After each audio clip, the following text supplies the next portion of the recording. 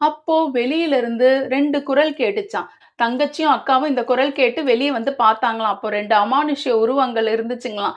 அப்போ இந்த தங்கச்சி கேட்டுச்சாம், "நீங்க யாரு?" அப்படின்னு கேட்டுச்சுங்களாம். அதுக்கு இந்த 2 உருவங்கள் சொல்லுச்சாம், "தினம் இவ இந்த இருட்டுல வந்து ஒல வச்சு சாப்பிடுவா.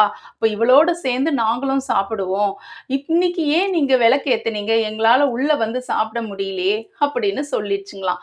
உடனே தங்கச்சி என்ன பண்ணாலாம், உள்ள இருந்து ஒரு அகல் எடுத்துட்டு வந்து மறுபடியும் அதுல கொஞ்சம் எண்ணெய் ஊத்தி, திரி போட்டு விளக்க பிரகாசமா எரிய விட்டாலாம். அந்த இடமே இன்னும் வெளிச்சமான உடனே, இந்த அமானுஷ்ய உருவங்களும், அந்த குரல்களும் ஓடி போயிடுச்சுங்களாம். அப்பதான் அவங்க அக்காக்கு தெரிஞ்சுதாம், இந்த மாதிரி வீட்ட இருட்டா வச்சிருக்க கூடாது.